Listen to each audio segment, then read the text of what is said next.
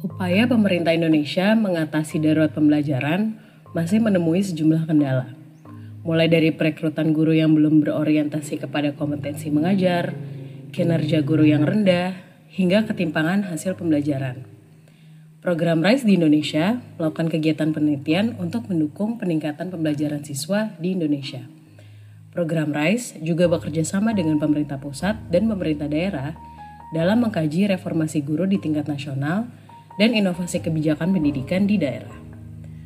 Pada edisi yang bertema Reform and Reform kali ini, podcast Papan Tulis berkolaborasi dengan program RISE untuk mendiskusikan hal-hal yang harus direformasi dalam sistem pendidikan di Indonesia demi meningkatkan pembelajaran siswa.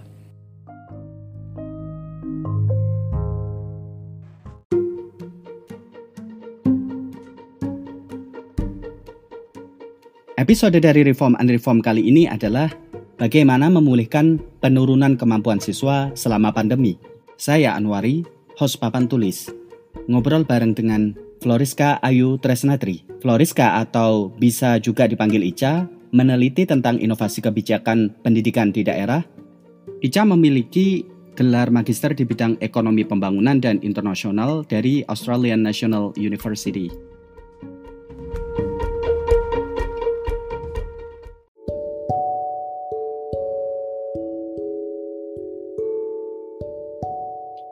Pandemi COVID-19 memaksa kita untuk mau tidak mau melakukan social distancing sebagai upaya memperlambat penyebaran virus. Jaga jarak ini kemudian memengaruhi banyak hal dalam kehidupan sehari-hari, mulai dari urusan ekonomi sampai pendidikan.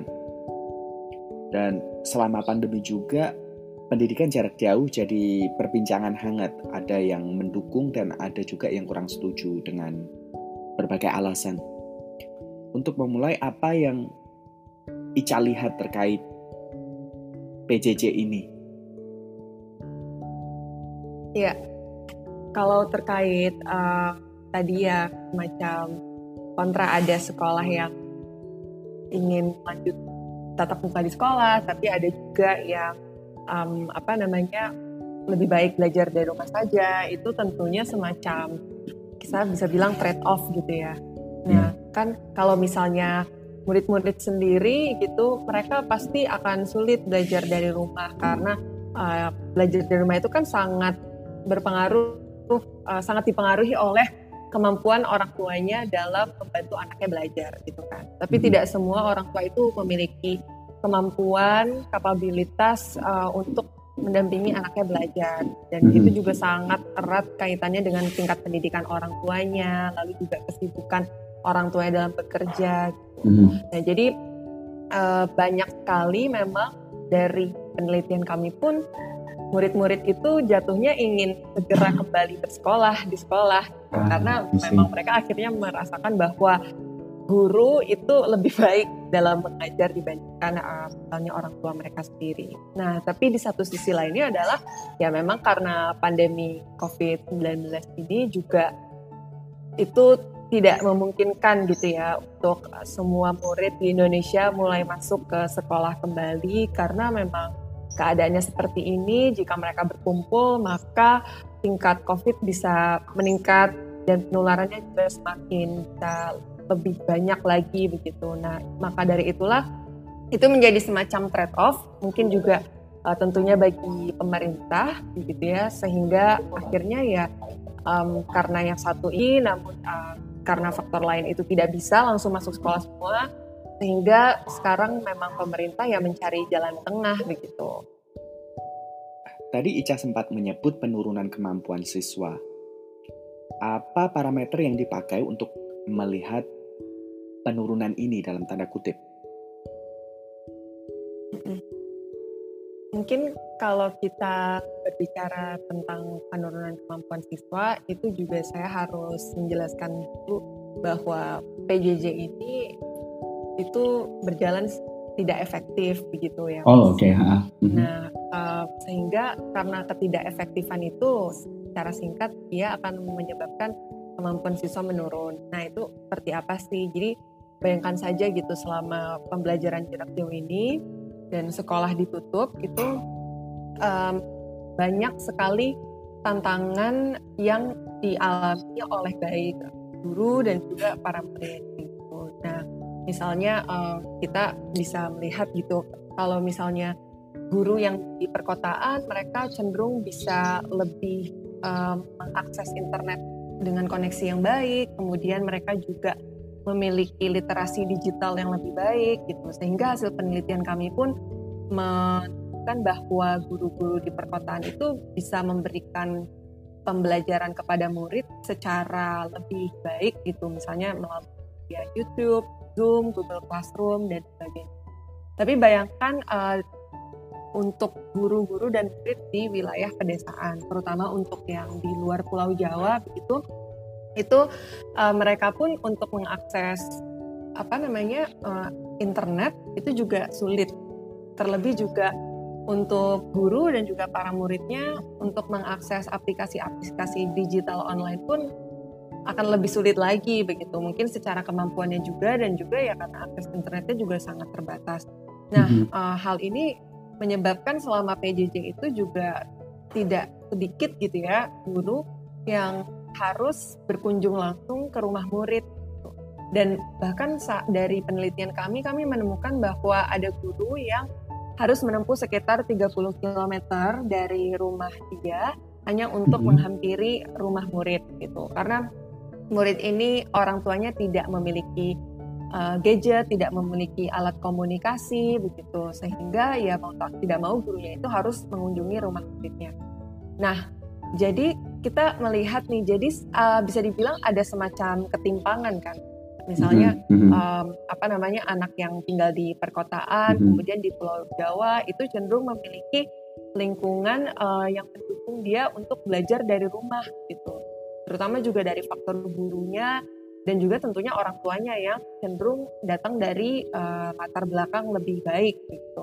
Nah, sedangkan untuk anak-anak yang tinggal di pedesaan dan apalagi di luar Pulau Jawa itu mereka tidak memiliki kesempatan untuk belajar secara baik gitu kan.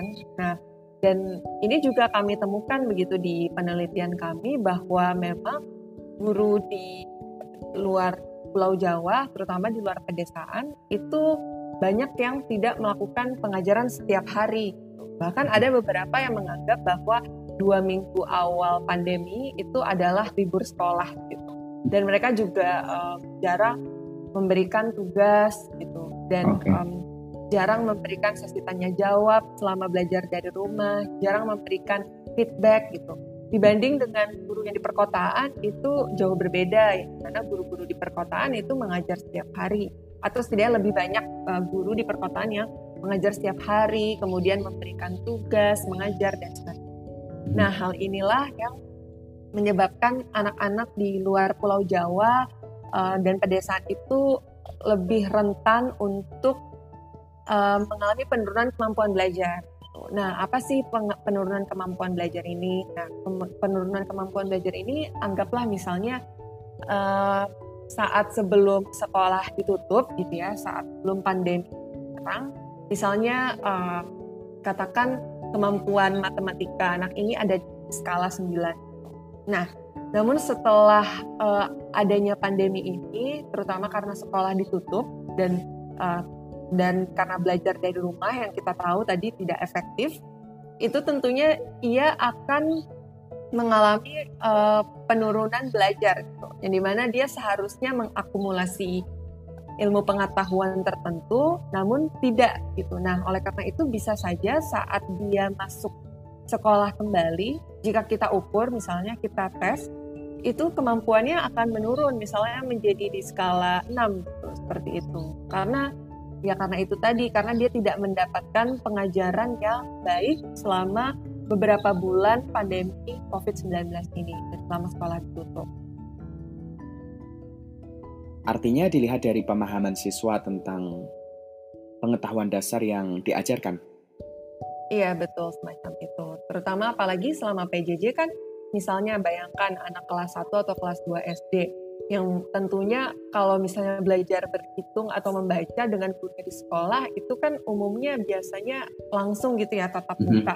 Dan bayangkan saja mereka masih kecil lalu harus mengakses alat digital dan dan gurunya mengajar secara jarak jauh gitu. Secara tatap muka saja mereka masih sulit untuk memahami dan bisa berhitung, apalagi ini jarak jauh gitu. Jadi tadi memang seperti yang Mas Anwar bilang, itu akan semakin sulit bagi mereka untuk belajar misalnya berhitung gitu, atau bahkan mereka tidak bisa belajar berhitung jadinya. Jika di beberapa daerah, terutama zona hijau, mulai kembali membuka sekolah secara perlahan, apa yang bisa diupayakan untuk memulihkan kemampuan siswa? Ya, nah jadi kalau misalnya ditanya apa sih yang bisa kita lakukan untuk memulihkan kemampuan siswa, itu ada beberapa tahap nih Mas. Nah, jadi kalau misalnya dari penelitian kita, itu adalah sesuatu yang bisa kita lakukan saat sekolah dibuka kembali. Nah, mungkin ini memang tadi seperti yang Mas bilang bisa dilakukan di sekolah-sekolah yang sudah di zona hijau, yang sudah masuk sekolah kembali. Nah, pertama itu saat anak masuk sekolah kembali, kan kita tahu karena belajar dari rumah ini mereka sangat bervariasi kemampuannya, gitu kan. Terutama anak yang mungkin dari latar belakang keluarga sosioekonomi rendah, itu pasti kemampuan akademisnya akan menurun dan jauh lebih rendah dibanding anak yang datang dari keluarga kaya misalnya dengan lingkungan pendukung BDR mereka. Nah, maka dari itu sangat penting saat misalnya hari pertama atau minggu pertama sekolah dimulai, itu dilaksanakan semacam namanya assessment diagnostik. Nah, jadi asesmen diagnostik ini ditujukan untuk memetakan kemampuan mereka, gitu. Dan tentunya pasti guru akan menemukan bahwa kemampuan mereka itu akan bervariasi satu sama lain kemampuan tiap murid. Nah, itu jadi pertama begitu, kita lakukan asesmen diagnostik. Nah, nanti dari hasil asesmen diagnostik itu, guru akan menemukan kemampuan yang bervariasi gitu ya antar murid. Nah, sebaiknya memang dari hasil asesmen diagnostik itu digunakan oleh guru untuk mengelompokkan murid-murid ke dalam kelompok belajar tertentu. Nah, kenapa begitu? Nah, ini istilahnya namanya differentiated teaching. Karena kita tahu tadi bahwa anak yang dari latar belakang kurang beruntung itu akan semakin tertinggal secara akademik. Nah, ini sebaiknya anak ini harus dipisahkan begitu, dan mereka harus difokuskan dan beri tindakan lebih lanjut oleh guru dan fokus yang lebih, sehingga anak-anak ini bisa mengejar ketertinggalannya terhadap temannya yang lain yang misalnya berasal dari keluarga mumpuni seperti itu. Nah, oleh karena itulah jadi dari hasil asesmen diagnostik ini, itu misalnya kalau dari Kemdikbud itu sudah dibuat gitu ya panduan. Jadi misalnya dibuat menjadi 3 grup gitu. Jadi ada anak yang dia kemampuannya dari hasil asesmen diagnostik itu misalnya setara dengan rata-rata kelas atau di atas rata-rata kelas, itu dia jadi misalnya kelompok 1 begitu. Nah, yang kelompok 1 ini misalnya diajar oleh guru kelas sendiri, dan materi yang diajarkan itu memang misalnya sesuai dengan kurikulum, atau mereka ya ditambahkan pengayaan lebih lanjut. Nah, hanya saja untuk misalnya anak yang di kelompok 2 yang dia itu dari hasil asesmen diagnostik ternyata kemampuannya ini misal tertinggal selama 1 semester di bawah semester yang sekarang seharusnya begitu. Nah, itu dia sebaiknya diajar oleh guru kelas juga, namun diberikan semacam remedial gitu. Jadi kelas tambahan di luar jam belajar normal, sehingga dari kelas tambahan itu akan membantu mereka untuk bisa mengejar ketertinggalan pembelajarannya. Nah, sedangkan untuk murid yang memang benar-benar tertinggal, nah ini murid yang di kelompok 3, itu memang kalau dari panduan tersebut sebaiknya diberikan kepada guru di jenjang kelas sebelumnya, gitu. Sehingga memang mereka dari asesmen diagnostik kemampuan di kelas sebelumnya saja itu memang sudah tidak bisa gitu, masih tidak bisa. Nah, kalau misalnya memang kemampuan dasar yang dimana itu sebenarnya kemampuan prasyarat gitu ya untuk bisa memahami materi di kelas yang sekarang. Kalau misalnya yang kemampuan prasyarat itu saja dia tidak bisa, itu harus diberikan pengajaran di materi yang tidak bisa itu dulu gitu. Jadi memang untuk ditinggalkan di guru kelas yang bintang sebelumnya. Jadi semacam itu differentiated teaching.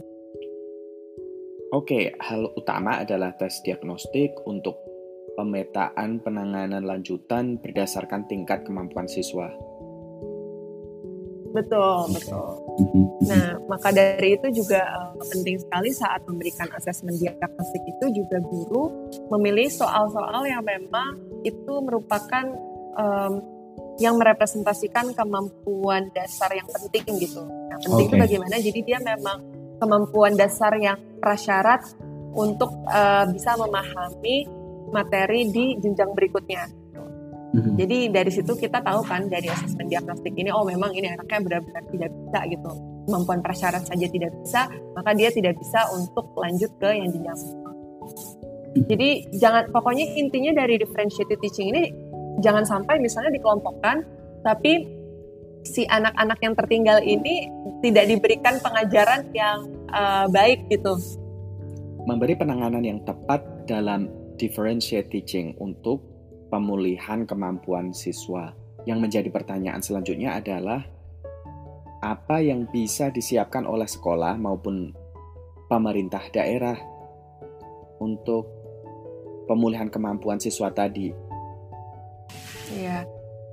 Jadi memang tentunya kalau apa yang harus disiapkan oleh sekolah itu, jadi memang harus ada komunikasi yang baik gitu ya antara sekolah dan orang tua, terutama juga terkait rencana pembukaan sekolah ini gitu. Nah, dan penting juga untuk sekolah giat berkomunikasi dengan orang tua untuk menyadarkan bahwa akan ada potensi untuk anak belajar secara gabungan, secara campuran gitu. Jadi misalnya giat tentunya 2 hari misalnya belajar di sekolah, lalu 3 hari sisanya itu belajar rumah seperti itu. Karena kan memang ya takutnya nanti kalau misalnya langsung semuanya masuk COVID-nya semakin meningkat gitu ya. Nah, itu pertama itu. Jadi sehingga dari lingkungan rumah pun yaitu orang tua itu ada dukungan untuk anak belajar. Dan ini akan membantu anak juga untuk semakin bisa mengejar ketertinggalannya. Nah, itu pertama apa yang harus disiapkan oleh sekolah. Nah, tentunya juga dari sekolah sendiri juga harus tadi seperti misalnya kita tahu bahwa asesmen diagnostik dan juga pengajaran terdiferensiasi itu memang sangat penting gitu ya untuk nanti mengejar untuk memulihkan kemampuan anak. Nah, oleh karena itu penting untuk sekolah mendukung guru untuk melaksanakan itu. Nah, mendukungnya seperti apa gitu. Nah, jadi sesungguhnya ini secara simultan ya dari pemerintah dan juga sekolah, yaitu jangan menekan guru untuk memenuhi target capaian kurikulum. Karena kita tahu bahwa target capaian kurikulum itu tinggi, sedangkan karena belajar dari rumah ini variasi kemampuan anak itu sangat besar dan ketertinggalan belajar anak itu juga besar. Nah, maka dari itu fokus utama itu adalah untuk mengejar ketertinggalan saja dulu.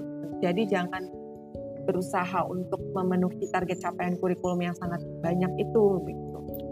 Nah, itu dan tentunya kalau misalnya dari pemerintah itu penting bagi pemerintah untuk melakukan atau mengadakan pelatihan untuk kepala sekolah dan juga guru dan juga pengawas gitu, karena untuk melaksanakan asesmen diagnostik dan pengajaran terdiferensiasi ini bisa dibilang merupakan hal yang baru gitu ya, karena ini kan jarang dilakukan di Indonesia seperti itu.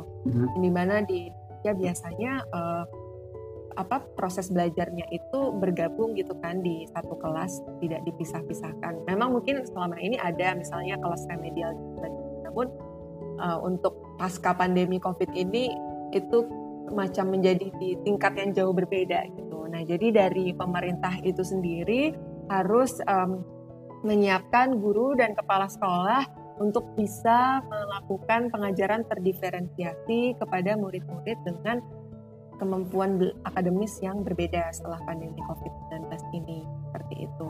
Jadi kalau misalnya bisa, itu pemerintah bisa merujuk kepada praktik di luar, yaitu namanya teaching at the right level. Itu memang sudah sangat terbukti melalui evaluasi yang sangat rigorous gitu ya. Kalau memang pelaksanaan teaching at the right level, yang dimana itu memang basically pada dasarnya asesmen diagnostik dan pengajaran terdiferensiasi, bahwa teaching at the right level ini memang bisa membuat anak-anak berkemampuan rendah mengejar ketertinggalannya dari temannya yang akademisnya bagus, seperti itu. Terutama juga mungkin kalau misal tadi terkait dengan learning, kalau misalnya sekarang terkait dengan faktor ekonomi dan juga mental health murid, itu juga patut sangat sekali untuk diperhatikan gitu ya, karena ya keadaan kondisi kesehatan mental dan juga ekonomi siswa itu sangat mempengaruhi kemampuan siswa untuk belajar dengan baik gitu ya di sekolah. Nah, jadi ini juga bisa didukung oleh pemerintah, misalnya menyediakan jasa konseling yang lebih banyak gitu ya untuk siswa SD, SMP, SMA seperti itu.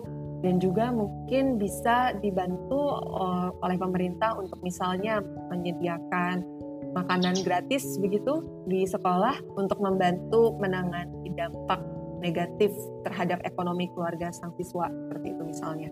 Nah, jadi hal ini diharapkan untuk bisa mencegah drop out misalnya. Apa istilahnya drop out itu? Keluar dari sekolah gitu ya, karena itu seperti itu. Jadi memang banyak sih yang perlu diperhatikan oleh pemerintah dan sekolah. Aspek-aspek yang disebut sebenarnya didasarkan pada keadaan bahwa pandemi adalah isu kesehatan, maka urusan kesehatan tidak boleh dikesampingkan. Betul, iya betul. Oh iya betul, tentu karena kesehatan ya sangat penting juga untuk pemerintah dan sekolah itu mematuhi ya protokol kesehatan gitu kan pasca pandemi COVID-19 ini, seperti misalnya menyediakan wastafel yang memadai, kemudian juga sabun, hand sanitizer dan sebagainya, dan masker seperti itu. Lalu juga memastikan di dalam kelas itu murid saling jaga jarak begitu antar kursi misalnya minimal berapa sentimeter seperti itu. Jadi harus social distancing juga. Nah ini juga penting, maka dari itu saya menyampaikan bahwa tidak terelakkan untuk masuknya itu secara bergilir gitu. Jadi dalam 1 minggu tidak mungkin masuk selama 6 hari atau 5 hari full. Butuh bergilir karena mencegah kapasitas sekolah itu terpenuhi secara maksimal gitu kan. Sehingga murid dan para guru masih bisa social distancing. Terkait upaya pemulihan kemampuan siswa, adakah contoh kegiatan yang dilakukan untuk membantu masa transisi sekolah dari semula yang ditutup kemudian perlahan dibuka kembali? Kalau misalnya membicarakan hal itu, kita bisa merujuk kepada sekolah-sekolah di India gitu ya, yang memang sudah menerapkan teaching at the right level ini. Tapi memang untuk praktik ini itu tidak khusus setelah pandemi seperti itu, Mas. Jadi kalau misalnya setahu saya di daerah lain kebanyakan yang memang sudah masuk juga memang dia melaksanakan asesmen diagnostik, lalu juga melakukan pengajaran terdiferensiasi tersebut gitu. Tapi kalau misalnya kita mau berbicara lebih lanjut gitu ya terkait bagaimana sih menerapkan asesmen diagnostik dan pengajaran terdiferensiasi itu kita bisa merujuk kepada praktik pelaksanaan teaching at the right level di sekolah-sekolah India sebelum pandemi COVID. Nah, jadi memang ini sudah terbukti kan karena banyak evaluasi yang secara rigorous gitu dilakukan untuk mengevaluasi program ini, dan itu dia terbukti bisa meningkatkan hasil belajar siswa gitu di matematika dan juga bahasa itu sebanyak 0,18 standar deviasi. Ini mana dalam istilah program pendidikan kenaikan hasil belajar sebesar 0,18 standar deviasi itu sudah termasuk tinggi seperti itu. Nah, jadi kalau misalnya dari praktik-praktik teaching at the right level ini, sebelum pandemi ini memang sudah dilakukan dengan beberapa alternatif gitu. Jadi pertama, praktik diferensiasi ini bisa dilakukan oleh guru sendiri di sekolah gitu. Dilakukan oleh guru sendiri yang dimana dia memang mengelompokkan murid ke dalam kelas yang berbeda. Jadi misalnya murid kelas 1 SD itu dinilai diagnostik terlebih dahulu, lalu nanti dari hasil asesmen diagnostik tersebut dikelompokkan misalnya jadi yang di bawah rata-rata dan satu kelas lainnya di yang atas rata-rata seperti itu, dan nanti pengajaran yang diberikan pun berbeda begitu kan untuk masing-masing kelompok tersebut. Nah nanti ini mungkin belum saya sebutkan sebelumnya. Jadi selama kita mengajar kepada masing-masing kelompok tersebut secara berkala gitu ya, misalnya setelah 2 minggu atau 1 bulan mengajar, kita lakukan asesmen formatif. Nah, jadi asesmen formatif ini tujuannya untuk semacam mengevaluasi apakah murid kemampuannya itu sudah meningkat jika dibandingkan dengan kemampuan dia saat pertama kali dinilai pada asesmen diagnostik gitu. Okay. Nah, jadi kalau misalnya di yang praktik teaching at the right level itu, dari hasil asesmen formatif itu, misalnya ada murid yang awalnya dia termasuk ke kelas yang di bawah rata-rata gitu. Namun ternyata secara perkembangannya dari asesmen formatif itu dia berhasil menunjukkan peningkatan kemampuan yang pesat. Nah, itu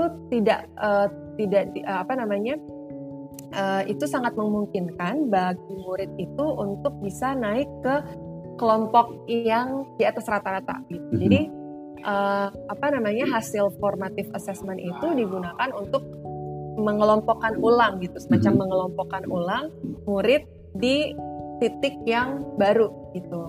Nah, itu penting. Nah, jadi itu satu, itu bisa dilakukan oleh guru, lalu juga bisa dilakukan oleh volunteer gitu. Sukarelawan.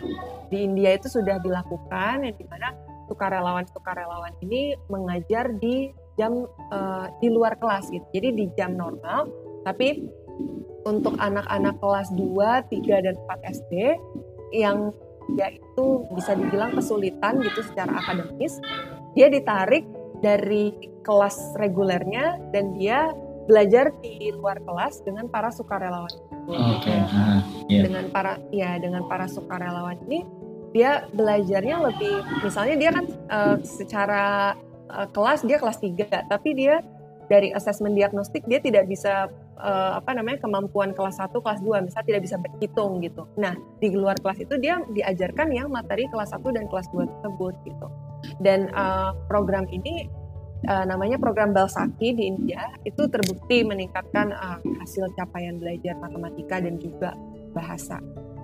Nah, jadi bisa juga dari sukarelawan dan mungkin ini pelajarannya dari teaching at the right level tersebut, bahwa memang jika guru ini akan melaksanakan pengajaran terdiferensiasi dan juga teaching at the right level ini, itu sangat penting bagi pemerintah dan juga kepala sekolah untuk mendukung penuh pelaksanaan ini. Nah, bagaimana sih mendukungnya gitu?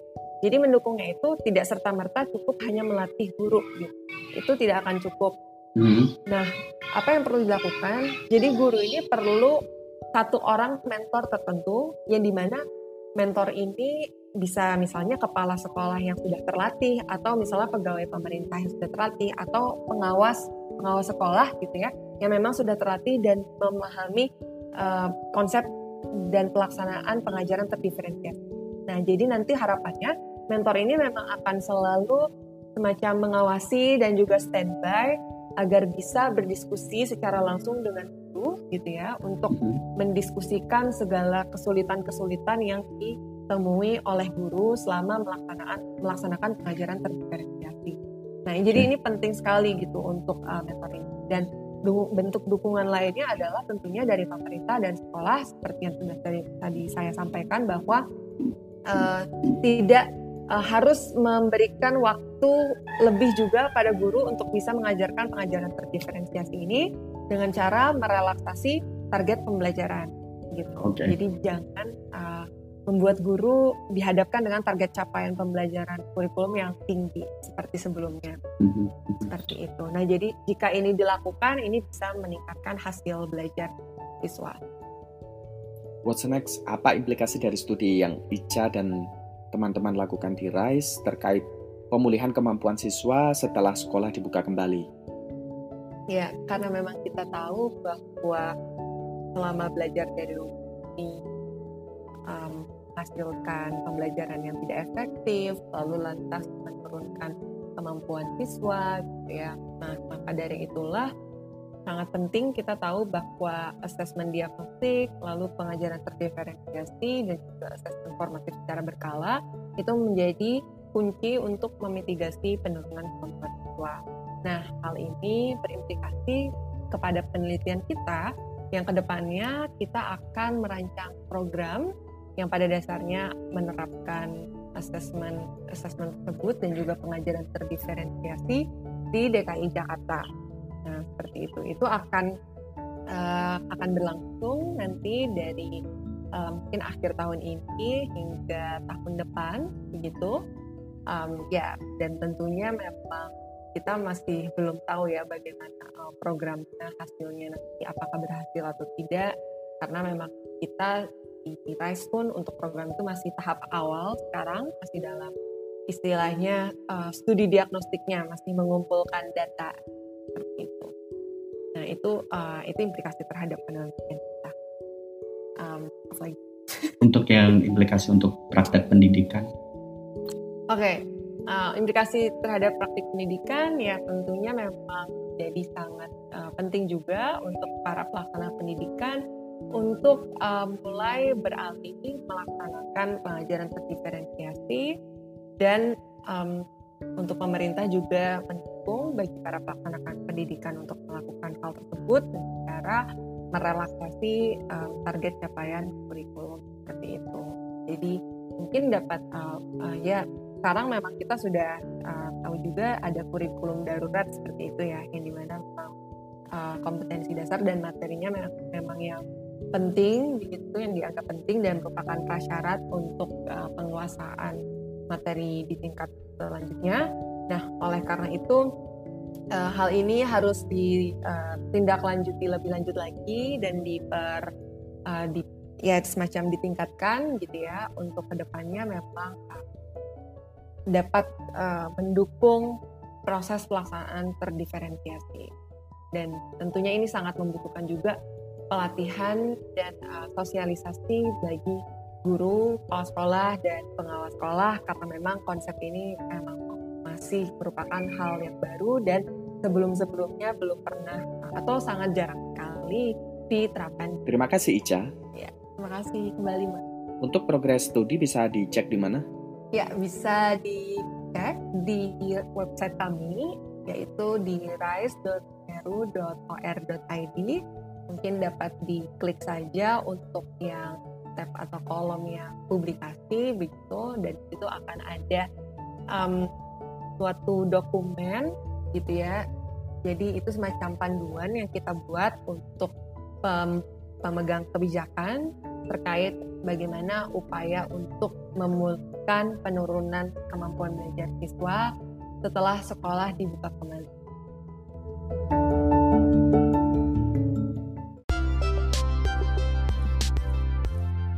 Terima kasih telah mendengarkan Reform and Reform. Ikuti terus diskusinya melalui podcast Papan Tulis dimanapun Anda mendengarkan podcast. Cek publikasi terbaru dari program RISE di Indonesia di situs webnya di rise.smeru.or.id atau ikuti Instagramnya di riseprogram.id.